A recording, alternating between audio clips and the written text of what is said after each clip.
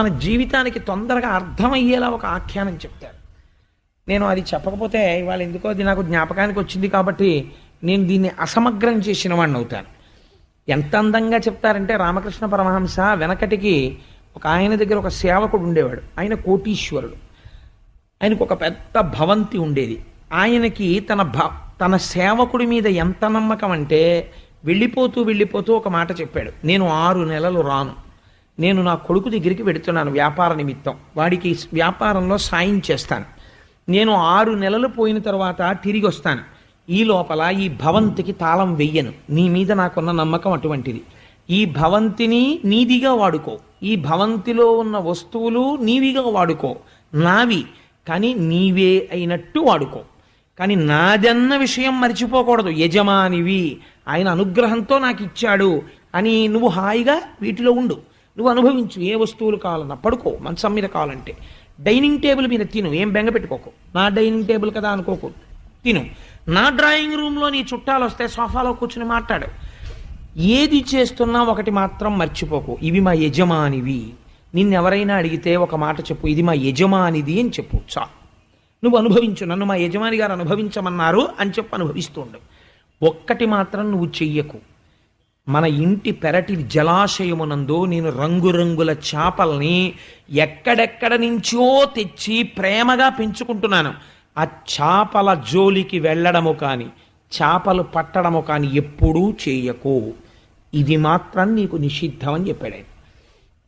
6 నెలలు కదా రాడు యజమాని, చాలా సంతోషం వచ్చింది. అబ్బా, మా యజమాని గారి డ్రాయింగ్ రూమ్లోకి బెడ్రూమ్లోకి ఏసీ గీసీ అన్నీ నేను వాడుకోవచ్చు, ఇలాంటి యజమాని ఎక్కడ ఉంటాడు, నా కారు కూడా వాడుకోవచ్చు చెప్పేశాడు. అందుకని హాయిగా ఫర్నిష్డ్ అకామిడేషన్ దొరికింది, హాల్లో కూర్చుంటున్నాడు, బెడ్రూమ్లో పడుకుంటున్నాడు, కిచెన్లో వంట చేయించుకుంటున్నాడు, అన్నీ చేస్తుంటే ఈయన పొద్దున్న పూట్ల మార్నింగ్ వాక్ వెళ్ళడం మొదలెట్టాడు. ఇంకా రాను, ఎందుకంటే నౌకర్లను కూడా తను వాడుకుంటున్నాడు, ఇంట్లో వాళ్ళని, తను పెద్ద నౌకర్ అయ్యుండి వాడుకుంటుంటే ఆ చుట్టుపక్కల వాళ్ళకి అనుమానం వచ్చింది, అసలు ఆయన కానీ ఈ పేరు మీద రాసి వెళ్ళిపోయాడా ఏమిటి, ఇండియాలా వాడుకుంటున్నాడని.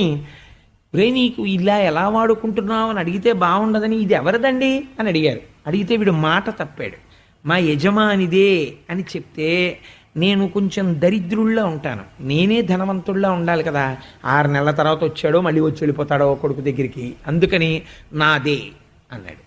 అయిపోయిందా, మొదటి మాట తప్పిపోయాడు.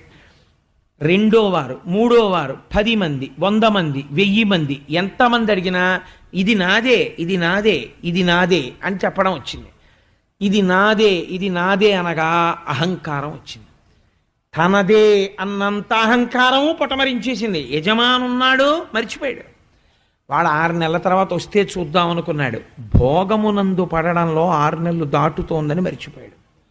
ఒక రోజున రోడ్డు మీద వెడుతుంటే ఒకటి అడిగాడు, మీ ఇంటి సరోవరంలో ఎటువంటి చేపలు ఉన్నాయండి, ఎప్పుడైనా తింటుంటారా వండుకుని అన్నాడు. ఎందుకు తినాం, ప్రతిరోజు వండుకు తింటాం అన్నాడు. చాలా బాగుంటాయి అనుకుంటాను అన్నాడు ఆయన. అబ్బో ఏమి రుచో, కానీ అవి ఎవ్వరికి ఇవ్వం, మేమే తింటాం అన్నాడు. అని నేను ఎందుకు తినకూడదు ఆ చేపలు, వచ్చి లెక్కెడతాడా నీళ్ళలో ఎన్ని చేపలు ఉన్నాయో, ఎన్ని పుట్టాయో ఎన్ని చచ్చిపోయాయో, 4 చచ్చిపోయండి అని చెప్తాను, తెలుస్తుంది ఏమిటి ఆయనకి అని ఒక గ్యాలం వేసి చేపని పట్టబోతున్నాడు. ఖచ్చితంగా యజమాని కారు దిగి లోపలికి వచ్చాడు. లోపలికి వచ్చి ఏం చేస్తున్నావు అని అడిగాడు. గ్యాలం పక్కన పడేసి అబ్బెబ్బే ఏం లేదండి అన్నాడు. నౌకర్లని పిలిచి, ఎప్పటికీ నౌకర్లు తన నౌకర్లేగా, వీడు నటిస్తే నౌకర్లు అయిపోతారా, పిలిచి వీడిని జుట్టు పట్టి బయటికి గెంటేయండి, వీడికున్నటువంటి ఆ ఇనప పెట్టె కూడా వీడికి తిరిగి ఇవ్వకండి, తోసేయండి బయటికని గేటేసాడు. వాడు కట్టుబట్టలతో బయటికి వెళ్ళిపోయాడు. ఈ కథలోనూ ఒకటి గుర్తుపెట్టుకో అంటారు పరమహంస, నీదని నువ్వు అనుభవిస్తున్న ఐశ్వర్యం అంతా ఈశ్వరుడిది. ఎందుకంటే నీ ఇంటికి కట్టిన ఇటకలలో మట్టి ఈశ్వర రూపం, పంచభూతాలలో నువ్వు మట్టిని సృష్టించలేదు. సిమెంటు అడుసు పెట్టి కట్టేటప్పుడు సిమెంటు బిగుసుకోవడానికి నువ్వు వాడిన నీరు నువ్వు సృష్టించలేదు.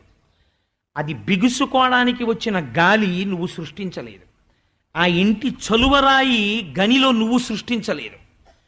ఆ ఇంట్లో నువ్వు అనుభవిస్తున్న చల్లటి గాలిని నీకు ఇప్పించగలిగిన ఏసీకి పనిచేస్తున్న విద్యుత్ శక్తి నువ్వు సృష్టించలేదు. నీటిలోంచి శక్తిగా వచ్చింది అది, హైడ్రో పవర్.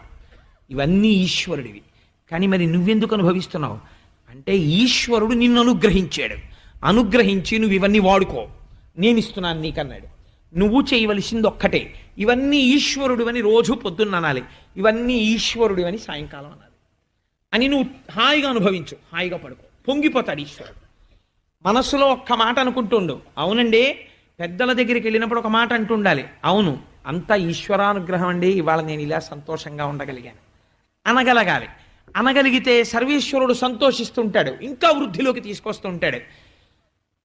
ఈశ్వరుడు ఒక నియమం పెట్టాడు, అమాయకులు కదా, చేపలు కదా, నీళ్లల్లో ఉంటాయి కదా అని పట్టవద్దని చెప్పాడు.